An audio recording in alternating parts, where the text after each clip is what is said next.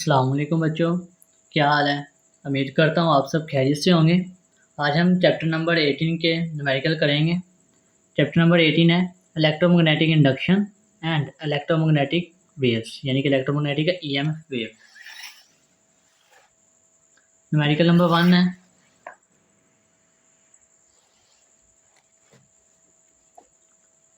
a coil consisting of 50 tightly wound turns experience a change in magnetic flux from 0.3 Web to 0.8 Web over a time interval of 0.4। एक coil है, उसकी जो turns है, number of turns है वो है 50। तो उसकी जो फ्लक्स चेंज हो रहा है वो 0.3 वेब है और 0.8 वेब है ओवर अ टाइम इंटरवल 0.4। सबसे पहले गिवन डाटा लिखेंगे। नंबर ऑफ टर्न्स को हम n से ज़ाहिर करते हैं, n है 50। फ्लक्स, मैग्नेटिक फ्लक्स जो चेंज हो रहा है वो 0.3 टू 0.8। तो जो चेंज हुआ है डेल है, इसे कहते हैं मैग्नेटिक फ्लक्स। फाइव को कहते हैं change in five magnetic flux. तो बड़ा था 0.8 और छोटा था 0.3। तो चेंज है, चेंज में से बड़े में से छोटा माइनस करते हैं, 0.8 माइनस 0.3, 0.8 माइनस 0.3, तो ये आ जाएगा 0.5। तो चेंज इन मैग्नेटिक फ्लक्स आएगा 0.5। तो टाइम इंटरवल दिया हुआ था 0.4 सेकंड। तो फाइंड करना था इलेक्ट्रोमोटिव फोर्स, ईएमएफ फाइंड करना था, डेल्टा टी आ गया। तो इसमें एन भी दिया हुआ है, चेंज इन मैग्नेटिक फ्लक्स भी दिया हुआ है। तो इसमें फैराडे लॉ लगेगा। फैराडे लॉ के मुताबिक ईएमएफ बराबर होती है माइनस एन नॉट। माइनस का होता है जो इसकी डायरेक्शन उल्ट होती है, जो इसमें करंट प्रोड्यूस होता है ना, वो इसकी डायरेक्शन उल्ट होगी। अगर आप इसका टॉपिक पढ़ें तो आपको समझ लग जाएगी।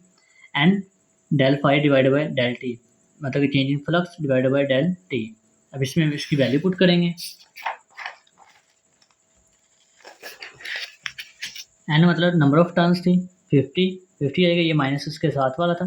चेंज इन फ्लक्स था 0.5, तो डेल टी था 0.4। तो पहले डिवाइड करेंगे 0.5 डिवाइड बाई 0.4, 0.5 डिवाइड बाई 0.4, ये बनेगा 1.25 मल्टीप्लाई 50, तो मल्टीप्लाई कर देंगे 50, ये आ जाएगा 62.5। तो ईएमएफ आएगा 62.5। तो माइनस के साथ रहेगा, माइनस का मतलब इसकी डायरेक्शन उल्ट होती है, यानी कि मुखालिफ सीमत में होता है, अपोजिट होता है। तो ईएमएफ आया -62.5 वोल्ट, ये था इसका जवाब। न्यूमेरिकल नंबर है 2, a circular loop of radius 0.2 metre and resistance 5 ohm. Radius दिया हुआ है 0.2 metre and resistance 5 ohm is place perpendicular मतलब एक दूसरे के मतलब के 90 डिग्री के एंगल पर to a magnetic field of 0.5 tesla. तो मैग्नेटिक फील्ड थी 0.5। If the field drop to zero, उसकी जो फील्ड है वो अगर जीरो तक लेके आएँ 0.5 सेकंड, एक सेकंड में, यानी कि 0.5 सेकंड में उसकी फील्ड कम जीरो तक ले आएँ। Calculate the induce EMF find करनी है और करंट एंड डायरेक्शन, उसमें जो करंट पैदा हो रहा है वो फाइंड करना है। सबसे पहले गिवन डाटा लिखेंगे। रेडियस दिया हुआ है और रेजिस्टेंस दी हुई है। Radius 0.2, resistance of 5 ohm. Magnetic field वो थी 0.5। मैग्नेटिक फील्ड को ज़ाहिर करते हैं बी से, बी आया 0.5। तो चेंज यानी कि टाइम था 0.1। तो लूप परपेंडिकुलर थी। अगर देखें ये लूप हमारे पास परपेंडिकुलर है, यानी कि यहाँ से कोई चीज़ फ्लक्स आ रहा है, मैग्नेटिक फ्लक्स इधर से आ रहा है, ये परपेंडिकुलर है। तो इसका मतलब ये तो मैक्सिमम से गुजरेंगी। अगर तो ये इस तरह होती, मतलब सिंगल इस तरह होती, तो ये इस तरफ आनी थी तो कम गुजरनी थी। ये अगर इस तरह होती, ये देखें, तो अगर ये इस तरह है तो इसमें से फ्लक्स ज़्यादा गुजरेगा, तो फ्लक्स क्या होगा, मैक्सिमम होगा। फाइंड हमने करना है ईएमएफ और दूसरा फाइंड करना है करंट और इसकी डायरेक्शन। ईएमएफ का फार्मूला था फैराडे लॉ के मुताबिक minus change in flux divided by change in time. तो ये पिछले फार्मूले पे एन लगा हुआ था, एन था नंबर ऑफ टर्न्स यानी कि टोटल टर्न्स, लेकिन इसमें टर्न्स वो एक ही है, यानी कि एक ही सर्किट दिया हुआ है, पिछले में ज़्यादा थी, इसलिए हमने एन इधर नहीं लगाया। डेल मतलब change in flux divided by del T. तो चेंज इन फ्लक्स हमारे पास तो नहीं दिया हुआ। अगर देखा जाए गिवन डाटा में चेंज इन फ्लक्स तो नहीं दिया हुआ B del T R, B दिया और डेल टी। तो अगर देखा फ्लक्स निकालने के लिए हमारे पास फार्मूला होता है बी मल्टीप्लाई ए। तो इसमें अगर देखा जाए तो हमारे पास ए नहीं है, बी है, बी है 0.5, बी है 0.5, ए नहीं है, ए निकालेंगे सबसे पहले। जो हमारे पास सर्कल था वो था सर्कुलर, बिल्कुल गोल एक ही सर्किट था, तो इसलिए हमने यहाँ एक ही रखा है। तो एन अब अगर एक भी लिख लें, अगर एन भी लिख लें तो कोई मसला नहीं है, माइनस है तो फिर भी कोई मसला नहीं। तो बी मल्टीप्लाई फ्लक्स का यानी कि चेंज इन फ्लक्स होगा बी मल्टीप्लाई ए। तो ए निकालना है, ए के लिए हमारे पास सर्कुलर है, सर्कल का मतलब कि एरिया निकालना है, A is equal to pi r square. R हमें दिया हुआ है, आर है 0.2, पाई की वैल्यू होती है 3.14 इंटू आर की वैल्यू थी 0.2 इसका स्केयर, तो 0.2 का स्केयर लेंगे, 0.2 ब्रैकेट पहले हल करेंगे, 0.2 का स्केयर ये था 0.04, 0.2 का स्केयर बनेगा 0.04, मल्टीप्लाई किससे करेंगे 3.14, मल्टीप्लाई 3.14 ये आ जाएगा 0.1256, 0.1256 यानी कि 7 मीटर स्केयर, ये इसका एरिया था। एरिया की इसकी में वैल्यू पुट करेंगे, बी था हमारे पास 0.5, मैग्नेटिक फ्लक्स था 0.5, एरिया आ गया 0.1256, 1256 यानी कि 7, मल्टीप्लाई किससे करेंगे 0.5 से, मल्टीप्लाई 0.5 ये आ जाएगा 0.0628, तो चेंज इन फ्लक्स आ गया 0.0285, इसकी वैल्यू इसमें पुट करेंगे, इसकी वैल्यू इसमें पुट करेंगे और डेल टी इसमें, तो चेंज इन फ्लक्स की वैल्यू 0.06258, तो -7 रहेगा, del T change in time था 0.1 मीटर, इसमें 0.1 मीटर लिख देंगे, तो इस पर डिवाइड करेंगे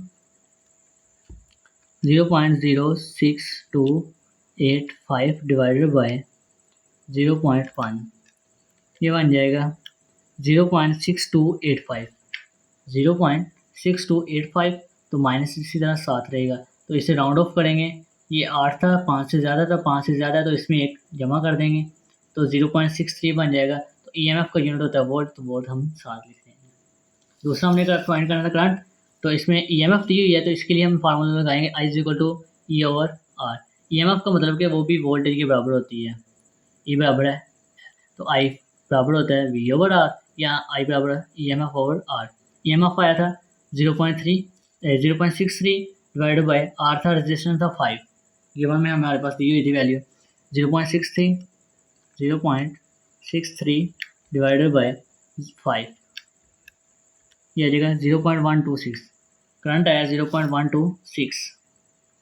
तो एक चीज़ याद रखना, जब भी इसने क्वेश्चन में दिया हुआ है फील्ड इनटू द पेज है, पेज के अंदर जा रही हैं, यानी कि जब भी पेज के अंदर जाएंगे तो ये क्लॉकवाइज डायरेक्शन होगी, तो क्लॉकवाइज डायरेक्शन इसके साथ लिख देंगे कि ये क्लॉकवाइज की डायरेक्शन को मूव करता था।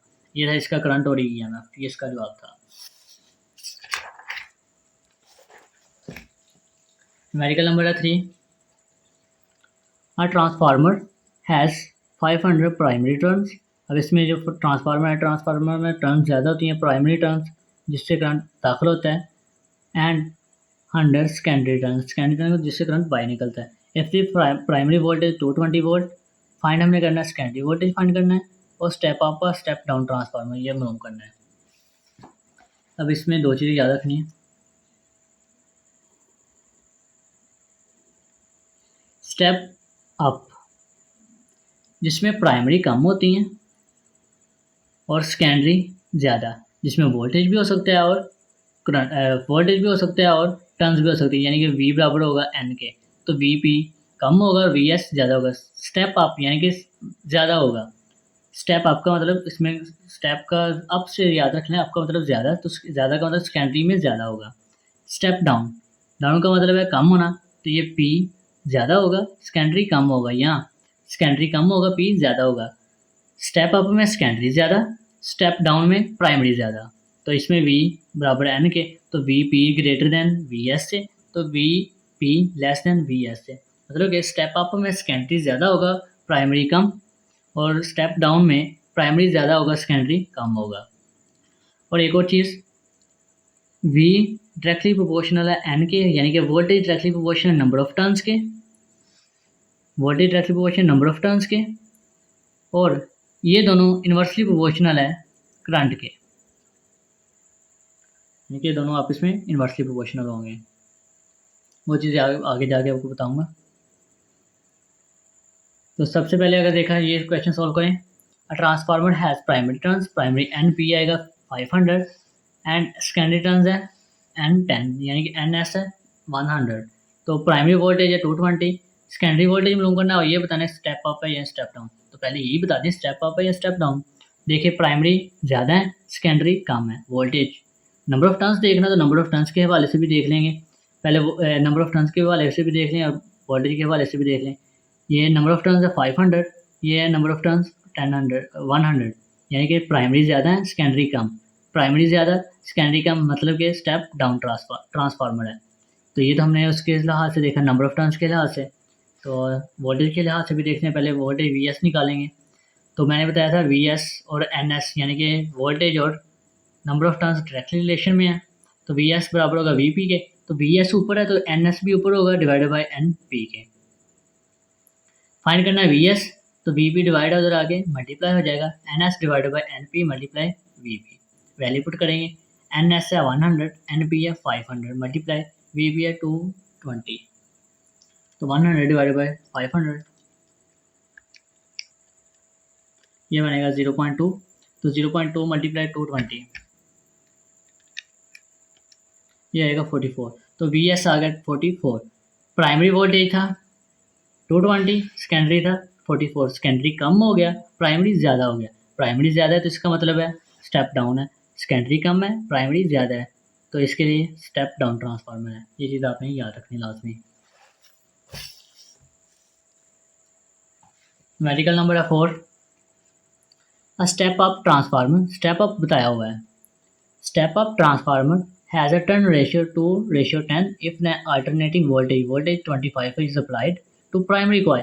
प्राइमरी कॉइल में जो वोल्टेज 25 है तो सेकेंडरी कॉइल में मालूम करना है, वोल्टेज मालूम करना है।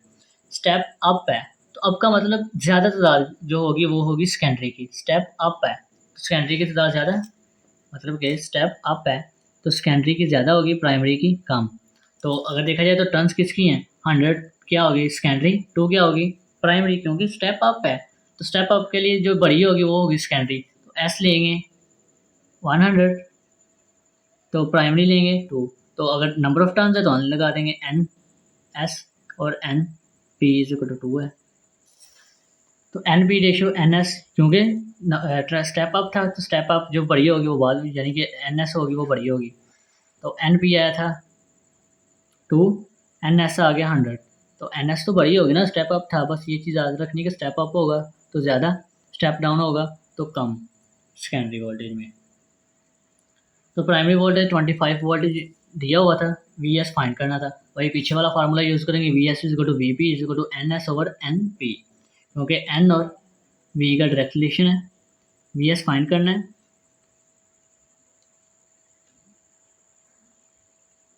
VS is equal to NS divided by NP। ये VP डिवाइड था इधर आगे मल्टीप्लाई हो गया, वैल्यू पुट करेंगे।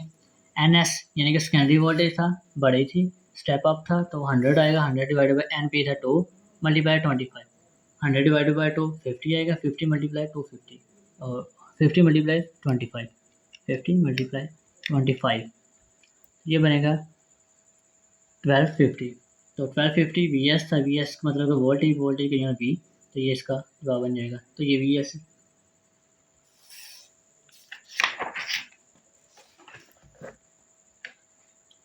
न्यूमेरिकल नंबर है 5। ये न्यूमेरिकल नंबर 4 और 5 एक जैसे हैं, लेकिन इसमें फ़र्क क्या आ रहा है सेकेंडरी और इसमें फ़र्क आ रहा है स्टेप अप और स्टेप डाउन का। Step down transformer has a turn ratio 10 divided by 5। Step down है तो इसका मतलब प्राइमरी ज़्यादा होगी, सेकेंडरी कम होगी। तो प्राइमरी में मतलब क्या आएगा, ज़्यादा प्राइमरी ये है, सेकेंडरी ये है। नंबर ऑफ टर्न्स है तो साथ लगा देंगे। If an AC voltage 190 applied, what is the voltage across the secondary, VS find करना है, पीछे वाला ही फार्मूला यूज़ करेंगे।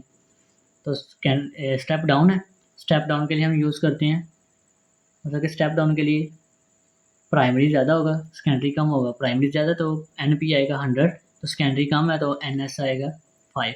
तो VP है 190, VS फाइंड करना है तो वही फार्मूला लगाएंगे, उस तरह तरतीब देंगे। VS फाइंड करना है तो VP इधर डिवाइड है उधर जाके मल्टीप्लाई हो जाएगा। इसमें वैल्यू पुट करेंगे, NS है 5 क्योंकि छोटा था, स्टेप डाउन था, तो NP ज़्यादा होगा ना। 5 divided by 100 multiply 190, 5 divided by 100 करेंगे, ये बन जाएगा 0.05 मल्टीप्लाई 190, 0.05 मल्टीप्लाई 190, ये आ जाएगा 9.5। तो वी एस आया 9.5 वोल्ट, ये इसका जवाब आ गया। उम्मीद करता हूँ बच्चों आपको समझ लग गई होगी, और जिस बच्चे को कहीं से समझ ना लगे, कन्वर्जन का पता ना लगे, वो मुझे कमेंट करके पूछ सकता है। और इस चैनल को सब्सक्राइब कर लें ताकि हर आने वाली वीडियो आप तक पहुँचती रहे। और अगर किसी बच्चे ने पर्सनल ट्यूशन ऑनलाइन पढ़नी हो तो मुझसे कॉन्टैक्ट कर सकता है। अल्लाह हाफिज़।